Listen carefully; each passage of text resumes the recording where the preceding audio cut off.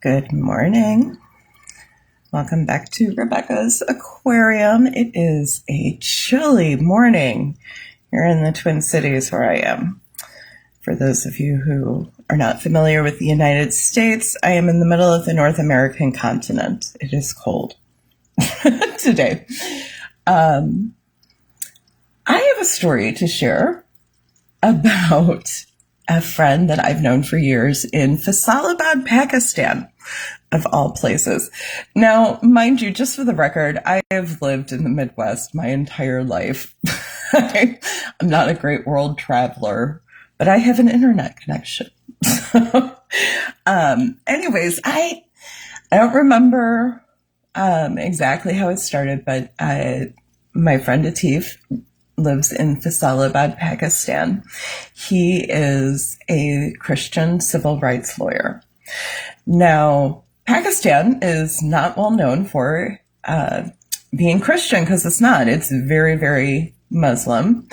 The Christian community in Pakistan is very small. I believe it's like 2%.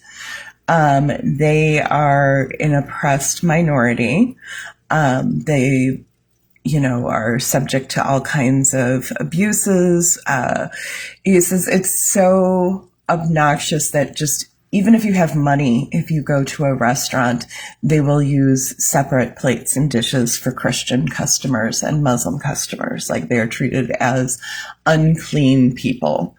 And of course, there's a great deal of poverty. There are a lot of people dealing with drug addiction. People under oppression, it breaks people. Everybody is not okay, So he works in that community. He also I think, has a bit of a thirst for some adventure because he takes on really dangerous cases. One of the things that he does, or has done historically, is help victims of sex trafficking, help to rescue them because Christians, in particular, Christian women, are very vulnerable to sex trafficking because law enforcement, it's like homeless people. If somebody wants to hurt a woman, they can hurt a homeless woman because nobody cares. And the police are just going to be like, whatever, she was a prostitute. And that'll be that. So he will work with colleagues and at times physically go in and rescue people and then have to move them through safe houses to get, be able to start a new life somewhere else. And obviously that's not super safe work.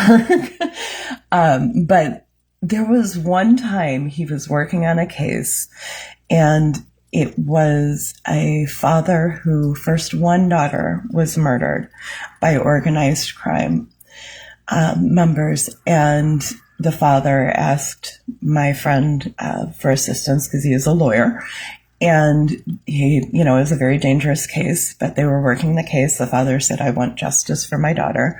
Well, these people killed his other daughter to try and stop him. And my friend says, hey, this is real. I will keep going with you, but these are very dangerous people. Obviously, you've already lost so much. I understand if you would like to stop. And the father said, no, I want these people held accountable. I'm going to fight for my daughters. And so that's what he was helping him do. And one day they had a court hearing and they came out of the court hearing and there was a gunman waiting for them. They began shooting at them and they ran off. A colleague had an office nearby and was able to allow them into the office to hide. And they hid under the desk while they waited for these people to pass by. And my friend is telling me the story, and I very distinctly remember I was making dinner for my family. And I said, oh my goodness, are you okay? He had been telling me about this this story or this case that he was working on all along. So I knew things were happening. But I'm like, oh my goodness, are you okay? Yes, everybody's fine. Nobody got hurt. I said, where are you now? He says, I'm under the desk. I just was like, what? It was the craziest call I've ever had. It was just the dichotomy, literally. I'm like in the Midwest United States in my home making dinner for my family, and he's under a desk in Faisalabad, Pakistan, and he had that, like, obviously, when you're in an unsafe situation, your options, like, your brain may not be working entirely normally. But that he thought, I need someone to pray for me in this situation. I'm going to reach out to Rebecca. And it was always this weird thing in my life where, on the one hand, the people in my physical world, the adults in my physical world, held me in very low regard.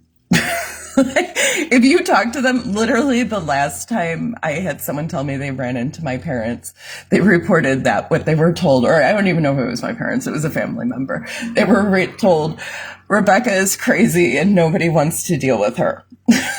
Like, I am not favored. It was always very important to make sure that we focused on what I'm not great at, like housekeeping. I'm not even that bad, but, any failure, any lack, any unmet need, any whatever, and whatever I did was worth absolutely nothing. My ex used to actually say to me, like, what, no, tell me, what have you done that I should be respected? I was like, I'm not a dumbass. I'm not going to be like, here, let me take my precious jewels and hand them over and put them in front of you so you can tell me how ugly they are. So like I'm dealing with that in my real physical world, but then all over the world. I mean, he's not the only person who's done that. I had my friend in Bangalore, Raju, who I told you guys about a couple of days ago. He once called me from the middle of a flood. His community was flooding. They were trapped. He wanted someone to pray for him. I've gotten calls from Africa. People in the middle of the night in pain don't have a place to sleep. I have an inbox full of people who need help, desperate situations, and it just is really hard because I don't have anything in my hands to give them. I'm trying, I'm working on it. I'm very hopeful that we'll be able to really do something for the people of Afghanistan with Food for Thought Afghanistan. And we're working. Everything that we need exists in this universe. There is nothing that doesn't already exist. It's there, and I'm hoping we can get the resources moving from one place to the other, and into the right hands of people who will actually serve other people. Because that's what I've been dealing with, are the people who serve other people. And there are good people in this world. There really are. And there are good people doing good work, making something out of pretty much nothing, in order to help take some of the rough edges off of this crazy world we live in, if nothing else, So yeah, that's, I feel like there's this whole, people have this view of what they've been shown of the world through media, through their own lenses, through, whatever community they're in. And there's this whole wide world of people out there doing things and having adventures. It's not just on TV. It's not just in the newspaper. There are real people doing real work, and you can too. You can do whatever you want.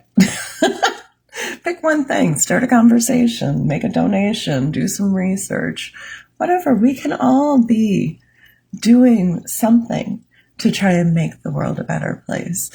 And even if it feels very, very small, because I promise you, I feel like, especially when I look at people who've, somebody like Raju or my friend Atif here in Faisalabad, who their lives day in and day out, they help more people in a day than I'll help in a year, Those, like, it feels like I do very little, and yet what I do is enough that I have people calling me from dangerous situations to say, would you please pray for me, from all over the world. So your little bit can very easily be the difference for many, many other people. All right, that's what I got to tell you. Anyways, go to my website, theupsidedownworld.com. You can actually find some stuff related to my work with Atif under, I believe it's on activism. His organization, no longer operating, I believe, but it was called Harmony Foundation.